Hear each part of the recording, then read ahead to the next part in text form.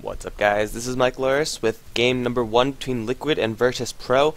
Again, these two teams have met just very recently, and we will be casting their next set. This is from the TPL4 Losers Bracket Finals. So whoever wins this is going to the Grand Finals to face up against, spoilers ahead, Alliance in the Grand Finals. Whoever loses this goes home, and already we see some kind of weird bans out. We have TA as well as Clockwork. Nature's Prophet also hitting that ban pool. The only real S tier hero that got into the ban pool was that Nyx Assassin. And well, Liquid gonna go for the Shadow Demon Batrider. I mean, Batrider of course is, you pick that up because Batrider. And then I was just about to say, I would be surprised if they didn't pick up Keeper of the Light. VP going to first pick up the Wisp because the Wisp also did get into the pool, and then took a little bit of time to decide whether or not they wanted to go for the CK, which they obviously did decide to go for, or another hero. And I'm pretty sure that other hero that they were trying to decide on was CK or Keeper of the Light. And well, I guess they decided that Wisp and Keeper of the Light was a little bit too support heavy for the first two picks, going to make sure that they get their Wisp CK combo, because if you don't get it, then most of the time the Wisp isn't as fantastic. But VP, they will have this double combination of Wisp CK that will give them a lot of things: global map control, as well as lane control, as well as lane flexibility. You could lane those two in the mid lane. And against a Batrider, may or may not work fantastically, but either way, it should be a relatively stable lane wherever VP decide to put that. Darkseer also going to be picked up from the VP side, so it's going to be a side lane Darkseer that's going to be in the hard lane, suicide lane if you want to call it, and he probably isn't going to get too much done if Liquid run the Shadow Demon and Keeper of the Light, and then whatever carry that they decide to pick up for TC on that lane. Then Darkseer is going to have to face against so much setup, so much damage, that he won't really be able to manage in that lane. Batrider probably going to go towards the mid lane, where VP are going to have to make the decision if they want to lane the Wisp and CK versus that Batrider, or if they themselves want to go for another strong mid lane hero like Queen of Pain or something like that, or a Puck. Right now, Team Liquid are banning out the supports. They're getting rid of the Lina Leshrac, two smart support bans from Team Liquid, knowing that CK with that bolt does set up very, very well for an LSA for Split Earth, and that's just too much chain stun, because once you allow the bolt to land, that's, let's say, 2 seconds, and then you have a Split Earth, which is another, like, what, that's about 2 seconds, then you have the Wisp Tether, which is even more stun, and whoever's going to take the brunt of that, I feel for you, because it's probably not going to be too fun. By the way, prediction time, Liquid going to run a Luna right now, she's going to pick it up, or maybe in the 5th pick, but that's going to happen. You could bet.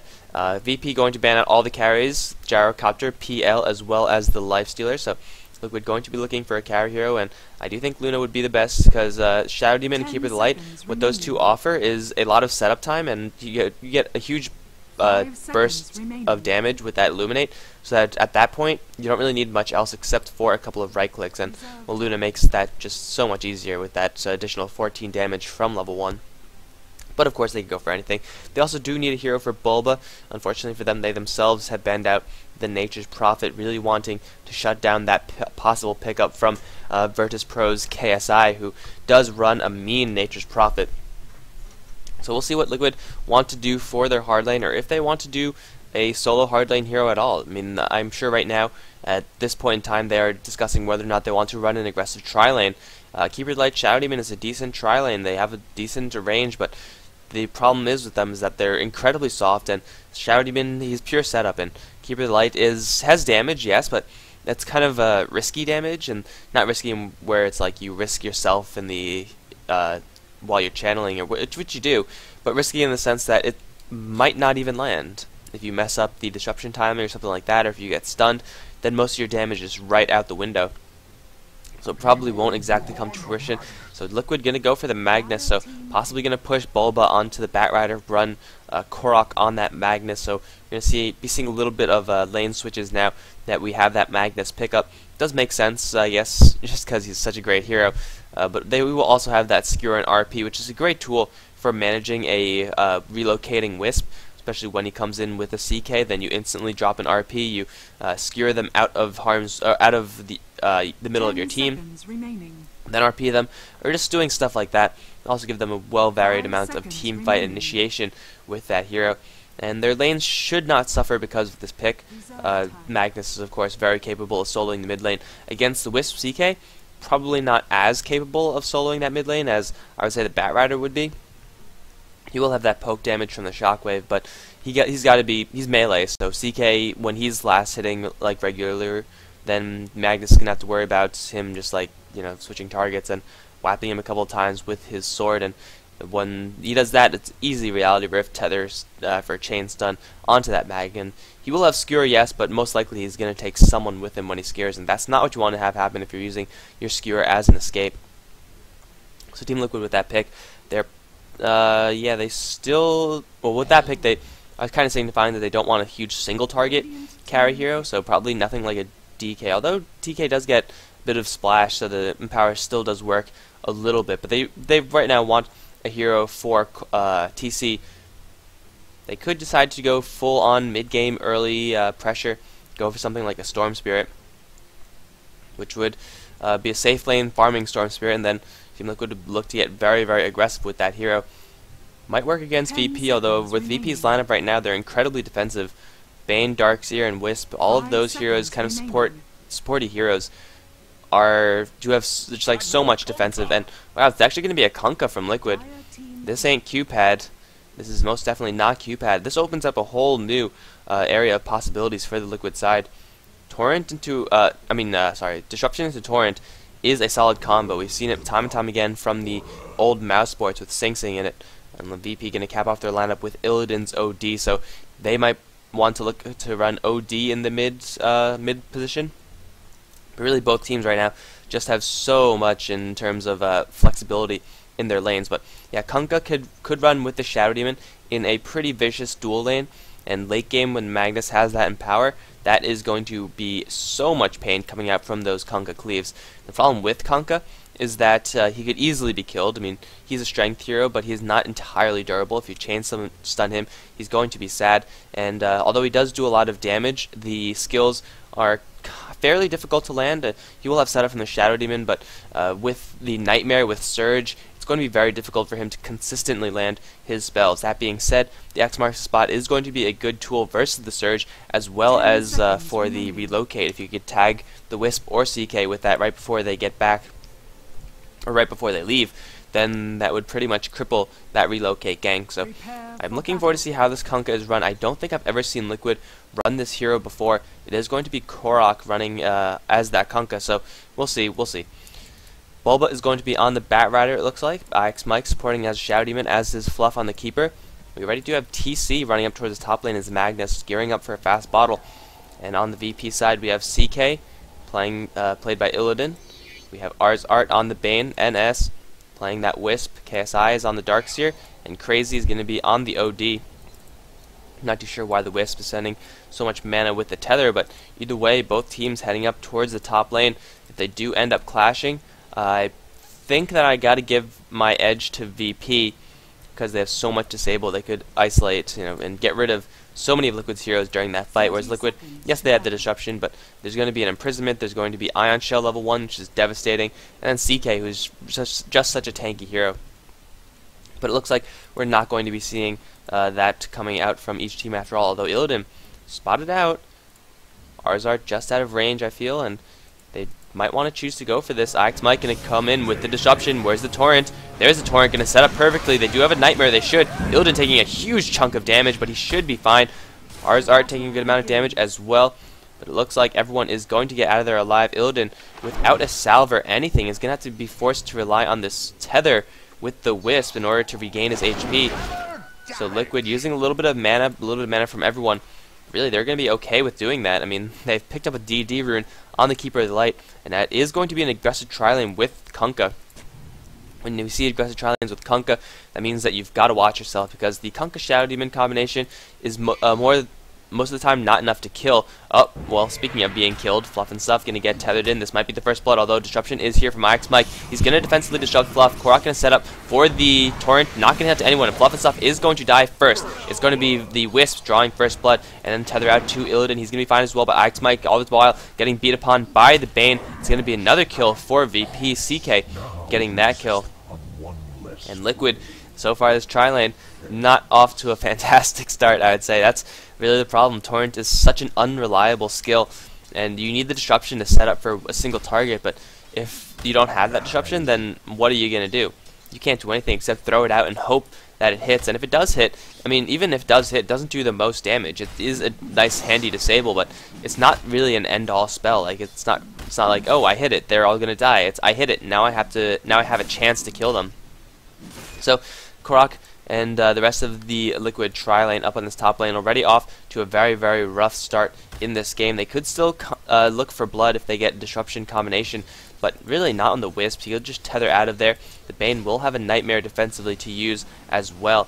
So Liquid, this tri-lane probably not going to work fantastically for them, although they'll be able to do stuff like that. Illidan, going to get a Reality Rift onto Alex Mike? No, it's going to be cancelled by the disruption. Kind of lucky by the Shadow Demon timing it the way he did, but the Reality Rift means it's still up. It's not going to be casted. Take a look at the other lanes. We do have TC, who's going to be pretty much unable to function after all of his intelligence is stolen by Crazy. Just having the ability to not shockwave, or I guess not having the ability to shockwave, is really, really crippling for the Mag. He's going to be poked down by the OD quite a bit, and the OD with the Essence Aura has got a couple of lucky procs, I feel, so he probably is going to be fine. Top lane, another initiation. They're going to go for Illidan once more, but there's not enough damage to actually burst him down. Again, this is the problem with the Liquid tri-lane. There's just not enough damage, as opposed to tri-lanes that we usually see, where it's like Lifestealer, Lina, and Rubik. That's more than enough damage to burst people down, but with this tri-lane, there's just not enough. Simply not enough, and they can go time and time again onto Illidan. It's going to force him this time to go back to the base, but that's a lot of mana being expended by Liquid, and they really, really want to get kills out of this, and that's something that's not going to happen. Meantime, bot lane, Bulba having some trouble last hitting under the tower because KSI is doing some obnoxious creep cutting, so he's going to be getting 100% of the creep kills, where Bulba probably going to be dropping a couple kills to the tower. Does have Tranquil Boots, so he should be fine, but at any moment KSI could look to dive this Batrider. He's extremely weak, and if he could stay with him with the Ion Shell, this might be it actually. KSI going to run straight for him. Bulba got to run away from that Ion Shell, but it's so difficult to do so. He's going to run right up into the hills. KSI getting blocked a little bit by his creeps. Bulba might actually look to turn this one around. KSI, though, does have another surge, and it looks like KSI will take a couple shots from the tower, and he might actually be in a little bit of trouble. He's going to be on the run, but of course I missed kills on the top lane, where we already see Alex Mike getting dropped down. Korok trying to finish out the Bane. He will be able to do so, but now him and Fluff are both in trouble. Another bolt going to come out 3 seconds, and that's going to kill off Korok. Now Fluff on the run. Alex Mike has revived. Fluff going to try to eat his way through, but Illidan still has mana. He's still going to go for this kill. Fluff and stuff trying to juke out, but it won't happen. NS, one more right click, going to kill off the Keeper of the Light as well. So this tri-lane from VP absolutely devastating the tri-lane from Liquid. And even if Liquid like rally and get a couple kills, I would say that their tri-lane has already failed. Because when you run a tri-lane like this, your purpose 100% is to shut down the CK getting the farm. You want to zone him out and prevent him from getting levels. But 4 minutes in, he's already level 5, whereas your Kunkka, he's level 4, but level 2, as opposed to the level 4 on the Wisp, level 3 on the Bane. So the tri-lane from Liquid so far has pretty much completely failed, unless they make a miraculous run and get kill after kill after kill, which is definitely not going to happen against VP's tri-lane. Then they really can't do much aside from hope that Korok gets farmed, because I mean, Kunkka excels with a lot of levels, and he's not getting those levels right now, at least not to the degree that Liquid want him to. And it's really not enough so that they could actually go aggressive onto VP, and that will yield any kills, because if they want to get a kill, they need a higher level of Illuminate. That's really the only way they could do it, or I guess a Soul Catcher, that would work. So it looks like Liquid going to abandon the ship for just a little bit. Possibly help TC with Crazy. 24 for 9 versus 22 for 8. Actually, TC holding his own in this mid lane. Now with rotation from Liquid, they might look to get a kill on this OD. If OD steps up, this could be the death of him, and now they see him. Are they going to go for it? They do have the smoke still active, going to run out of time shortly. Crazy staying a little bit far back. He does have Tranquil Boots, so he has a lot of movement speed, whereas the Shadow Demon does not have any boots. 295. He's going to have to really get the jump onto Crazy, or at least initiate. Oh, there we go. That's the cue to go. But where is Liquid? They're not coming in. Alex Mike now on the run. Crazy going to poke him away. Teleportation support coming in. It is going to be the Bane. KSI on the chase with that Ion Shell. Disruption's going to set up for a blast. Going to hit very well into KSI. The ultimate gets dropped, draining all the mana, as well as killing off Alex Mike. Fluff and stuff now on the run. Brain Sap from the low ground, and KSI with the Ion Shell going to take out Fluff. TC in the meantime getting imprisoned, and now Art is still here. Doesn't have a Nightmare. Does have a Nightmare. Going to allow time for the rest of the heroes to rotate take down. In the meantime, Fluff and Korok gonna get dropped on the top lane. TC still on the run from the Ion Shell. Will survive, albeit barely, as Bulba comes into this lane to instantly receive his to instantly donate his intelligence to the pool of the OD. And 1-8 Liquid, this is not looking like a good game for them so far. Korok got picked off very, very deep behind his tier 1 tower. And really, Liquid, I mean, Batrider's doing decently in the bot lane, TC's doing decently in the mid lane, but Liquid really aren't winning any of their lanes. Their top lane is getting absolutely crushed, and the other lanes, I guess we could call them even, but that means that VP have a huge advantage because they're winning one lane decisively, and the other two lanes are even. So their net gain in lanes, I guess you could say, is 1 in favor of them. Ix Mike looking for a disruption onto Crazy, but it's not going to happen. Without boots on the Shadow Demon, without smoke, you're not going to be able to close the distance on that OD who has Tranquils, and even if you do get him, he's probably going to imprison himself, and that means that your initiation is pretty much going to be screwed up from the get-go. Magnus is going to be level 7, however, so he does have that RP. Illidan looking for Reality Rift once or twice. We'll get it onto Korok, and a 3-second stun. That's going to be a dead Kunkka yet again. Illuminate's going to fly through, do some pretty heavy damage. Kunkka going to land the Torrent onto Illidan, but that really didn't do any damage at all. Fluff and Stuff going to get out of there. And 1-9. Wow, VP just steamrolling their way past Fluff and Stuff. Fluff and Stuff? What the hell am I talking about? Past Liquid. Man, player names, team names, shit's confusing, man. Past Liquid, and I mean, yeah, this 7 minutes in, 4K advantage.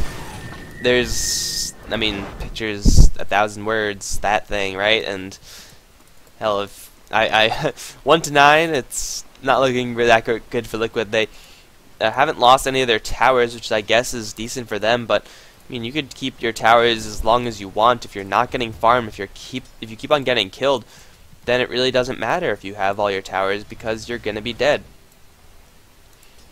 They might look now for a kill onto Arzard, but Ix Mike still does not have the boots. It's going to be very difficult to close the distance on this Bane. And, well, they're going to invest everyone they have on this top lane.